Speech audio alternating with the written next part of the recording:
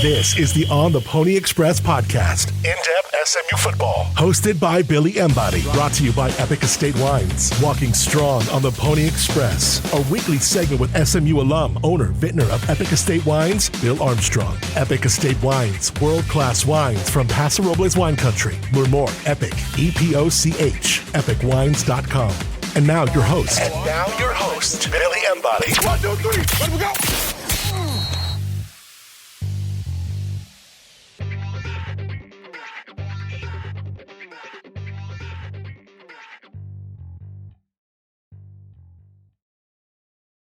Welcome in, ladies and gentlemen, to another edition of the Walking Strong podcast with Billy Embody, Bill Armstrong, and special guest, James Proche, SMU, all-time leading receiver.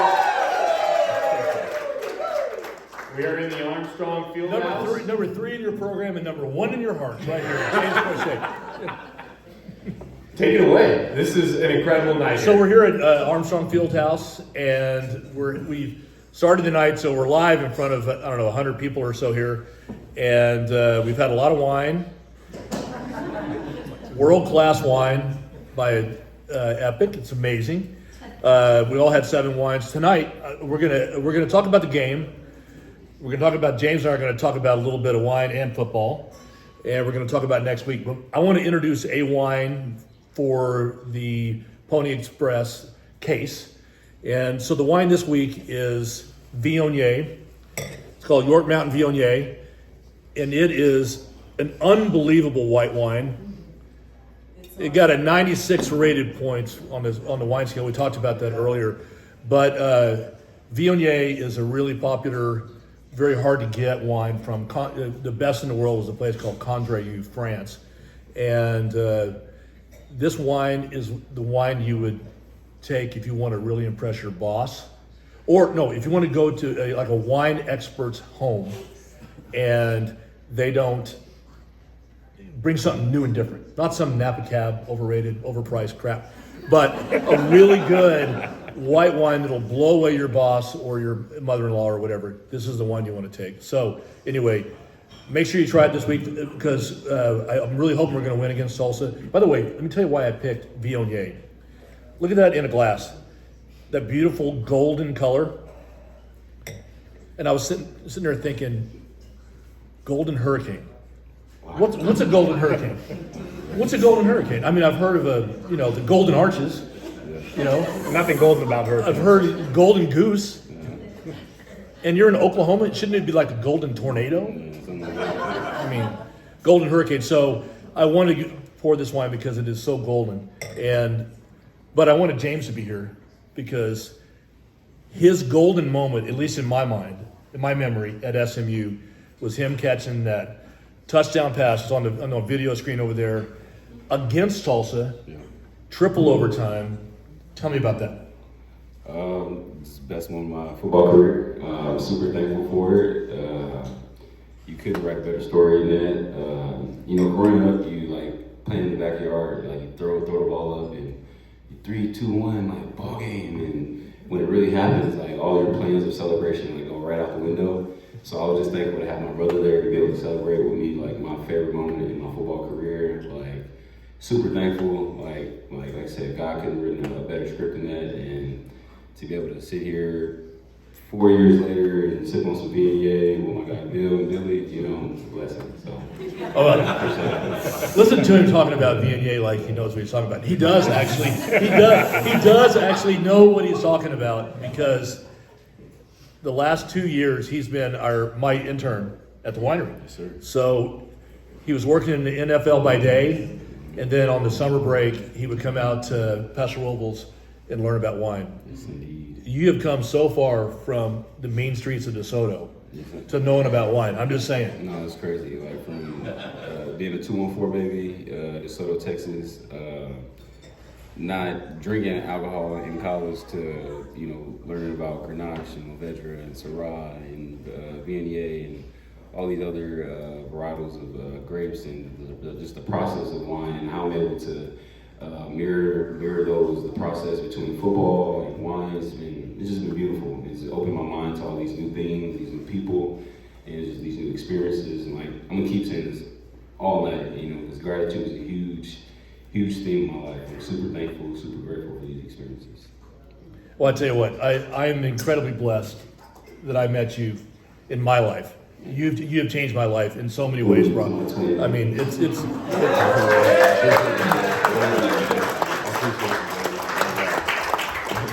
So anyway, enough of the love fest. Let's talk about football. No. Just a little more. Just a little more. Okay.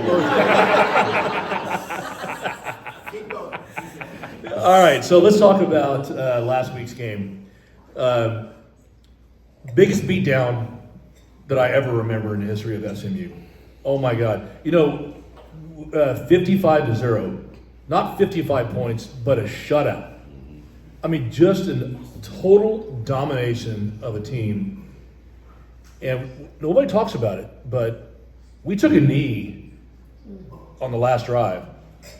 Now, there are some chicken shit coaches down like in Fort Worth that might have gone ahead and tried to score. This is why we're not live. They would have run up to score.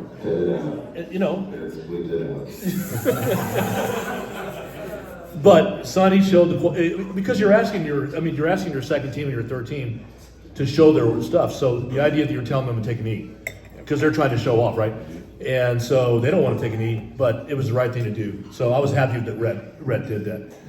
But if I had to give the bottle of this fabulous Viognier to the player of the game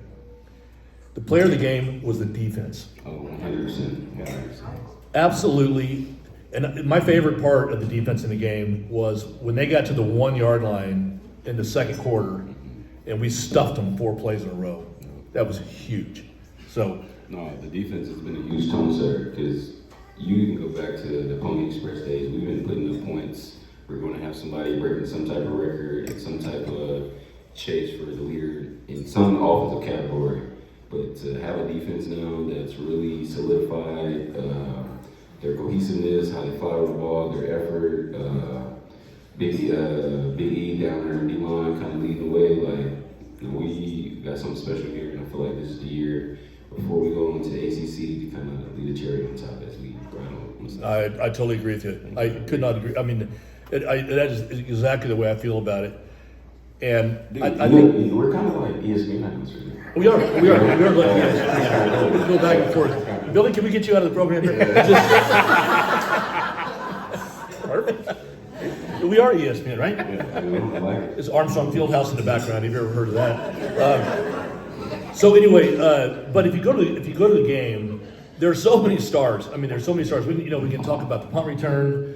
We can talk about. I mean, I thought it was Preston's best game. Yep.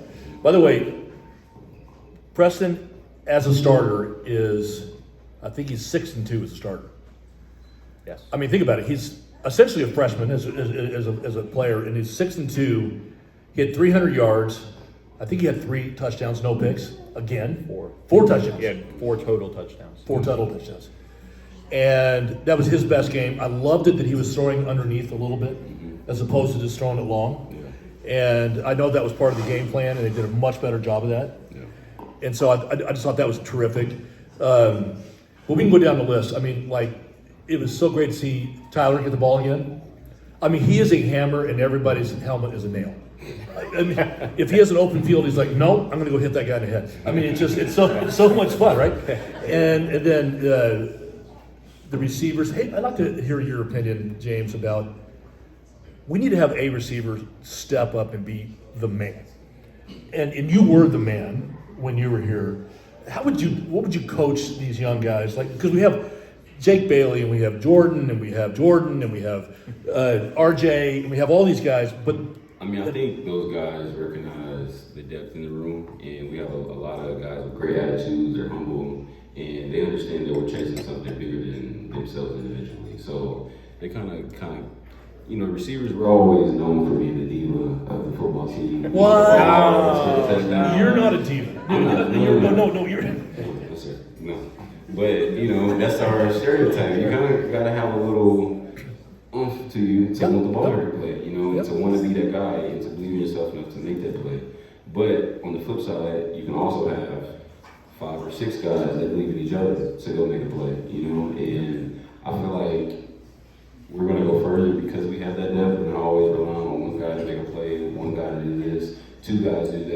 6 guys that can make a play. We got running backs that can make a play, and then we got a great quarterback who's like you talking about. Like he's always not chasing the big play, the things and dunks, the 5-yard gains, the 6-yard gains, taking what the defense gives you. That's a great mix of maturity. It's a great mix of team cohesiveness, like I said before, and I think that's the right recipe for us to. I like that. I remember before you, Shane always knew to throw to you. Right. I mean, when he went back like this pass we keep watching on replay. Yeah. When he went back, he's like, "Where's my boy?" Right. That's the one thing that I wonder whether Preston has that guy. Like, okay, I know I can rely on Jake Bailey, or I know I can rely on Jordan Hudson, or I mean, he does. I think he has a multitude of those guys. I know. And I just feel like even if you look back, I think the Rams are probably the last team and the only team in the last 15 to 20 years to have a receiver that leads every category and they still go win the Super Bowl. We have the main cog in those machines of Super Bowl winning championship teams are the defense, and we have the defense. Do you have a quarterback that's not going to get the ball? We have that. Do you have a run game? We have a run game. Yep. And now it's just up to the receivers to kind of do their job, make the play that needs to be made. We don't need a guy we need them to believe in themselves individually, but we don't need one guy. Yeah. I need all 6 instead of All right, that's fair. That's totally fair. And we have not had a defense like this at SMU since the 80s. It's been a while. Since the 80s. I mean, seriously. I mean, it's like, and I kind of hardly even know what to say. Because normally we're just like trying to outscore everybody, right? Yeah. I mean, look at last year against Houston. We scored like 70 points and they scored 55 or something. Yeah. I mean, are we top 10 in defense? Yeah, number 13 overall total defense, number 1 in multiple categories in the AAC, and if not number 1, number 2. The best way I feel like I could only describe it this year is weird.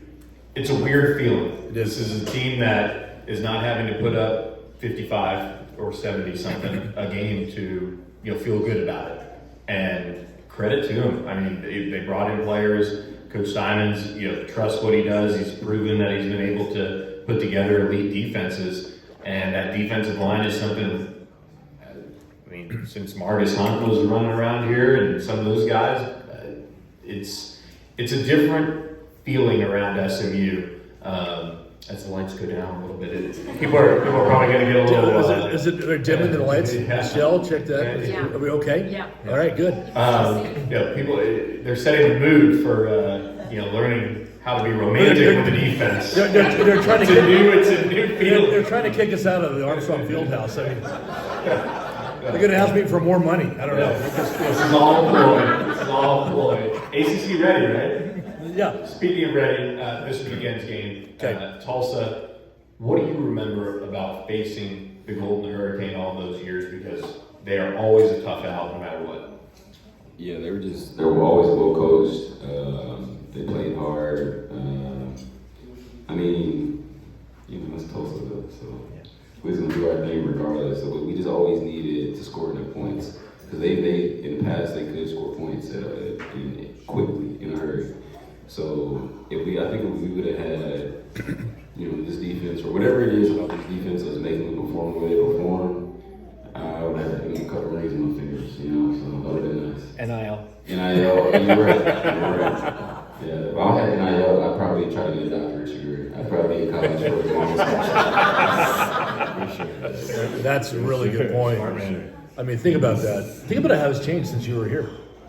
Yeah. The NIL and transfer portal. I mean, I like it. So as a college athlete, it gets better every year. Obviously, it's called Athletics word for it, evolution. And I'm at the stage now. I'm thankful I got to play the NFL, still do.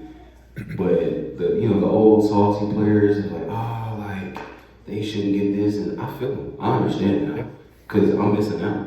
All my guys are missing out too, and it's all good. I'm just being a salty old guy. Yeah, you're so old, 27 or 6 or whatever you are. You're just really old. So, Billy, I don't know much about Tulsa. So I know they haven't had a great season so far. I always feel like Tulsa's a tough out. Their coach, their defense, was it their head coach that went to Their head coach came in from Ohio State, Kevin Wilson. Yeah, so I don't know him very well. He's had a couple head coaching stops. He's been an offense coordinator. He's at Oklahoma for a while. I believe, and somebody might be able to correct me, but I think he was the one that directed the Sam Bradford offense that kind of really started getting things going in the college game. But look, this is a Tulsa team that has 2 quarterbacks, which if you have 2, you can argue you don't have any. Cardell Williams, Braylon Braxton. Last year, Braylon Braxton came in against SMU. Kind of sparked them a little bit. SMU still able to win last year, but look, this is a Tulsa team that a lot of the guys from 2 years ago in the rain here on that night in November beat SMU in that final regular season game. And they have athletes. They always seem to find them. Seem to have athletes. But they are going through a defensive change from what Gillespie ran there for a while. And so it's just kind of changed a lot. And you lose 42-10 against Rice, and you don't really have any marquee wins this year. It's a team that's kind of down, and SMU needs to jump all over them early. Who would think that maybe our toughest opponent this year might be Rice? I mean, serious. The American Conference isn't what it used to be. I mean, let's be real. So we're in the ACC next year. We're going to talk about that more. But is Lisa still here? She's in charge of Life After Ball at SMU. I wanted her to riff on.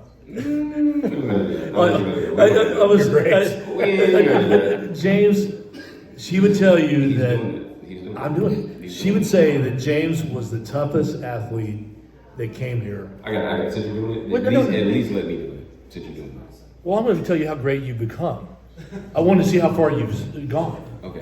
I'm not just going to say. I mean, you're not still that way. I'm just saying when you came here, you know, he actually played for Prime Prep. So Coach Prime had a football team back in the day. Anyway, he came here and he was uncoachable, unmanageable, didn't want to go to class, blah, blah, blah.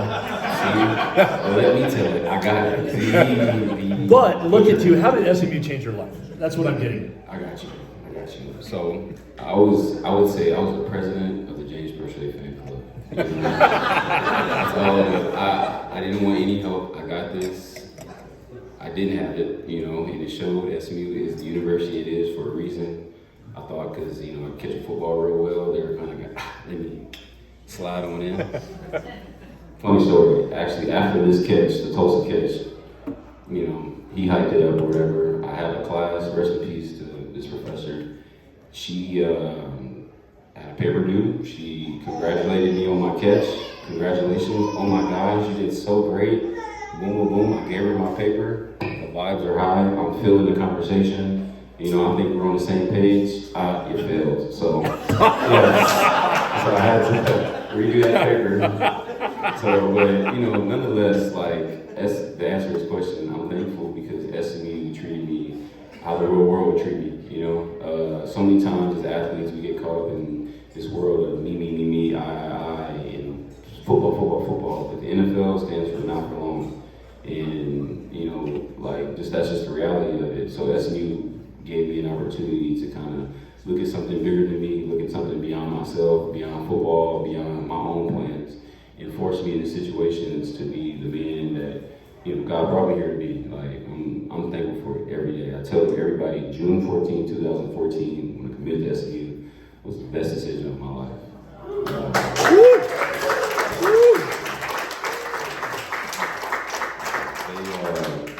When you commit to university or get recruited, they say make a 40-year decision, not a 4-year decision. And because relationships like this, getting to talk to you all and share the love, receive love, and reciprocate that throughout my 4 years here. And like I said, not just 4 years, but the 40 years beyond. I'm super thankful for it. So. I can't beat that. Predictions? You got to win? Of course, I think we go. Let me see. Spread's 20.5. 20.5. I say the score is going to be. We're going another 50 ball. Okay. I say another 50 ball. Okay. I don't care what they got. Okay. They not scoring 50. Okay. There you go. Wow. Remember the Temple Owl prediction for last week? Yeah, I know. Hopefully you didn't bring her. It was 24 point. That was halftime score. We were up by 24. I'm going to go 28, SMU by 28 against Tulsa. I hate to say that because I'm always afraid of Tulsa, but that's what I'm going with. This team's playing with a lot of confidence, really well on defense. Offense starting to click and get going, so could be a relatively stress-free homecoming for the Mustangs. Bright and early, 11 a.m. Central on ESPNU. So, look, guys, you got anything else? I'm good. Wow. This is fun. We'll do this again. Look. Guys, thank you to all of you for being here. Live edition of the Walking Strong podcast with Bill Armstrong and James Proche. Guys, there we go. Thanks for joining us. Appreciate you guys. Thanks for listening to the On the Pony Express podcast with Billy Embody. Follow us on your socials on X at SMU-on3 and on Instagram at On3SMU. And keep it locked to OnThePonyExpress.com for more coverage.